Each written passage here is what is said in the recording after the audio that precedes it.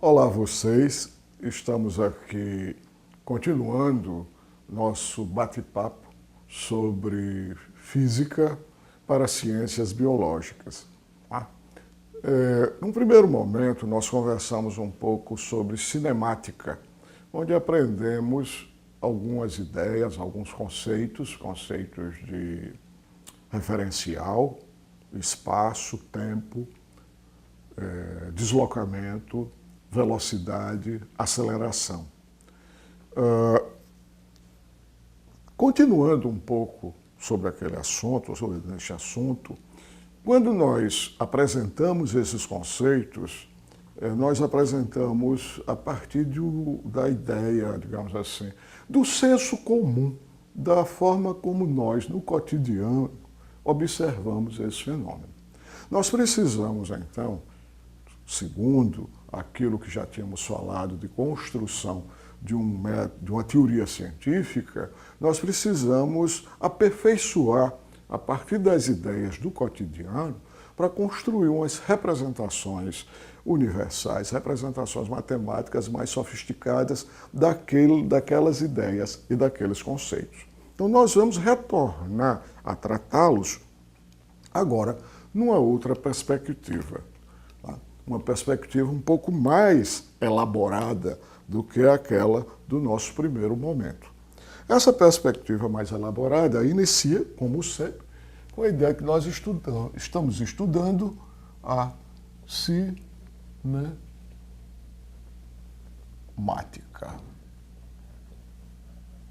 o movimento dos corpos, sem nos importar com as causas deste movimento, o que é que produz o movimento, questão que está presente na história da humanidade, na história do pensamento, poderíamos dizer, desde o sempre.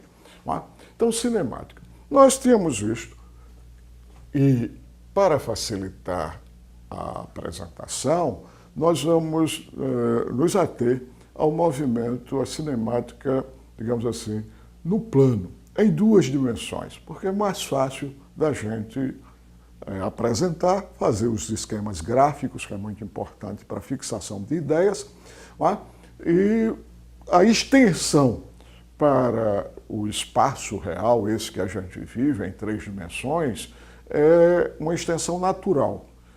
Então, por facilidade de apresentação, nós vamos avançar na construção dos conceitos de espaço, tempo, posição, deslocamento,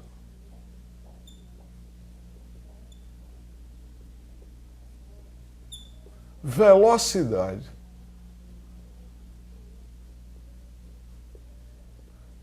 e aceleração.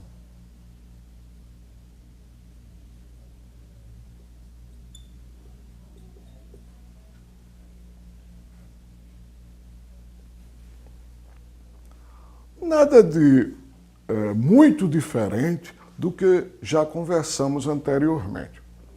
E como eu falei, para facilitar a compreensão desses conceitos, nós vamos tratá-los supondo um mundo bidimensional, um mundo plano, em 2D, 2 dimensões. Então aqui nós representamos o nosso mundo por esse referencial. Nós já temos falado a respeito disso. É o ponto a partir do qual você estará observando os fenômenos. Um mapa. Um mapa, ele é representado por um sistema de coordenadas. Por exemplo, um mapa que represente o planeta Terra, ele usa para construir as referências a ideia de latitude e longitude. Então, aqui nós teríamos as latitudes e aqui as longitudes, ou as quadrículas que você coloca sobre o mapa, um papel milimetrado, ou as coordenadas, latitude e longitude que você tem quando usa o GPS, bom, tem várias formas de você para você representar isso. Nós vamos adotar esta forma aqui. E aqui está embutido a ideia de espaço, é a região, é o palco onde acontecem os fenômenos físicos, os fenômenos da natureza, os fenômenos sociais, tudo, enfim, a nossa vida, a nossa história, este palco é o espaço. E eles ocorrem ao longo do que nós chamamos tempo.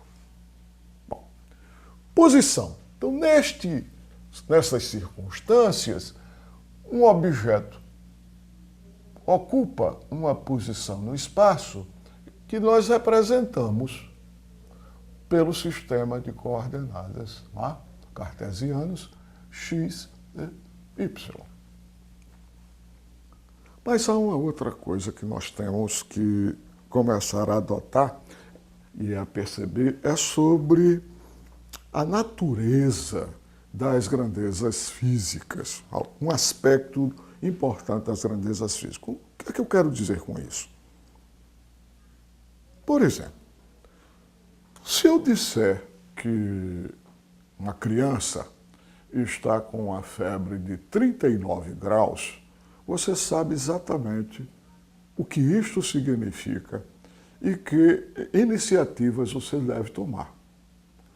Se eu disser que essa mesma criança, aí você, sei lá, aplica um antitérmico, uma comprimida aí qualquer, um Tilenol, sei lá o quê. Se essa criança, eu disser para você que ela está com 40 graus de febre, você sabe exatamente o que se passa e que iniciativas tomar. Se eu disser que ela está com 41 graus de febre, você já quer levá-la para o hospital. Isso quer dizer que essa informação numérica, o número 39, 40, 41, é suficiente para você entender o que se passa com a criança. Eu disser que um saco de alimentos, um saco de arroz tem 1 quilo, você tem uma ideia precisa do que contém lá o saco de arroz. Essa informação numérica, ela é suficiente para você entender do que estamos falando.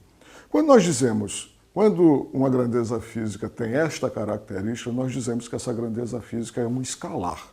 Basta um número para representá-la muito bem. Às vezes a gente usa uma escala onde esse número pode ter valor positivo, a criança com 39 graus de febre, ou valores negativos, a Sibéria com menos 39 graus centígrados.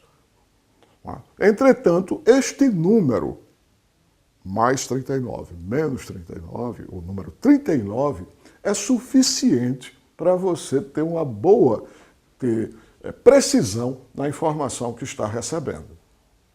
Isso não é a situação, digamos, mais comum, aliás, é uma situação comum, mas não é a única situação que você encontra em física. Por exemplo, se eu disser que um carro está se deslocando a uma velocidade de 60 km por hora, essa informação não explica muito, explica bastante, mas não explica tudo, melhor dizendo, a respeito do movimento do carro. Você precisa saber qual a estrada e qual o sentido. Aí eu posso aperfeiçoar essa informação. O carro está se deslocando na estrada, na BR-101, entre João Pessoa e Campina Grande. Lá vou eu de novo para Campina Grande. Essa informação já melhora a informação anterior. Então, nós temos um carro a 60 km por hora na estrada BR-101. Entretanto, falta uma informação ainda para você precisar, verificar com precisão o que está acontecendo com o carro. Por quê? Uma pergunta imediata que surge: ele está indo no sentido João Pessoa, Campina Grande, ou Campina Grande, João Pessoa. Então, para você caracterizar muito bem o movimento do carro, você precisa de 3 informações. Um número, o caminho e o sentido neste caminho.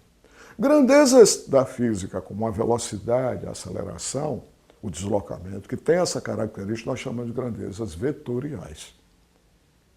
O vetor se caracteriza exatamente por representar esse tipo de... Ele é usado para representar as grandezas físicas, que para ficarem bem compreendidas, você precisa dessas 3 propriedades. Número, que nós chamamos de módulo, direção, que foi o que eu citei como estrada, e sentido, se é da esquerda para a direita, da direita para a esquerda, de João Pessoa para Campina Grande, de Campina Grande para João Pessoa. Então, isso são grandezas vetoriais. E, evidentemente, a velocidade é uma delas, a aceleração é uma delas, e o deslocamento também. Então, para compreender isto melhor, nós começamos caracterizando a posição de um objeto no espaço. A posição de um objeto no espaço é representado exatamente por um vetor que vai da origem, de onde você está observando os fenômenos, ao ponto onde ele está. E esse vetor se caracteriza por um tamanho, uma direção e o sentido, que nesse nosso desenho é, digamos, nordeste. Sentido para cá. Se aqui é norte, aqui leste, a tendência natural da gente identificar um sistema de coordenadas como esse, isso aqui nordeste. Então temos o comprimento, o módulo, a direção e o sentido. A direção é a reta que vai da origem até o ponto, e o sentido é se é para o nordeste ou se seria para o sudoeste. A posição é representada por um vetor e nós representamos por uma letra com uma setinha em cima. No deslocamento do móvel, ele muda de posição. Então, estava no ponto P e veio para o ponto Q. Então, nós tínhamos um vetor nesta posição, temos um outro. Portanto, esses vetores estão... O caminho, o vetor, se modifica ao longo do tempo. Aqui nós poderíamos dizer que é no instante t0 e aqui no instante t. Então, R de t0, R de t. Posição no instante t0, posição no instante subsequente. Ok? E agora, nesta figura, neste mapa, nós passamos a identificar melhor a ideia de posição, deslocamento. O que seria o deslocamento? É exatamente o vetor que vai do ponto original do movimento ao ponto final do movimento. Eis o deslocamento, que nós podemos representar aqui pela letra delta R, a variação da posição. Ok? Então,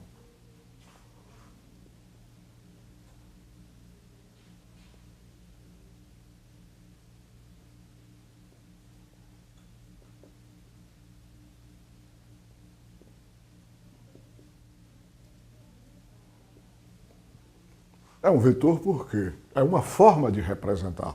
Há várias outras formas de representar. Entretanto, no escopo do nosso curso, esse aqui, inclusive, está um pouco além, mas exatamente nós precisamos ir um pouco além para poder acumular conhecimento. Não é?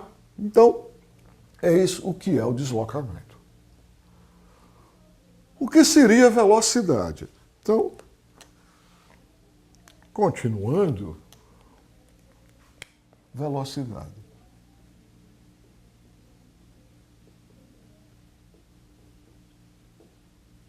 Como eu falei, velocidade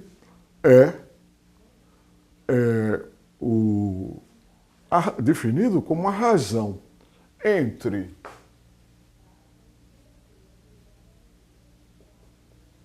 o deslocamento dividido pelo tempo em que ocorreu este deslocamento.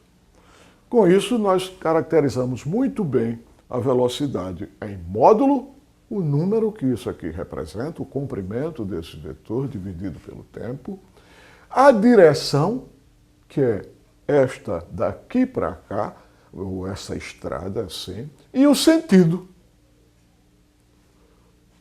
Portanto, está bem caracterizada a velocidade.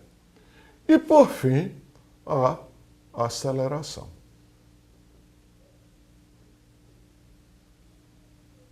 Que neste ponto temos uma velocidade, neste outro ponto temos outra velocidade, e a aceleração, que varia ou não com o tempo, seria a variação da velocidade dividido pelo tempo em que ocorreu a variação.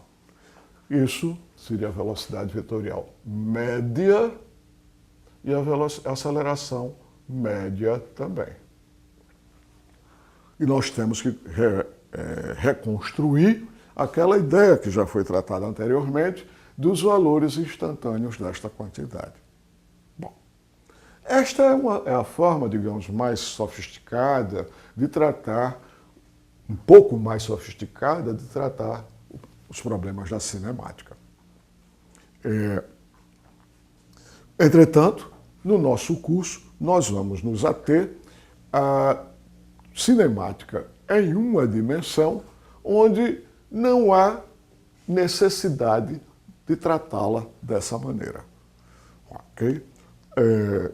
Vamos, numa segunda oportunidade, abordar uma outra forma, ou melhor, a continuação de como tratarmos a cinemática em uma dimensão. Entretanto, essas ideias eu espero que fiquem para vocês, que vocês procurem aprofundar a respeito delas, porque nós continuaremos a tratá-las numa outra oportunidade.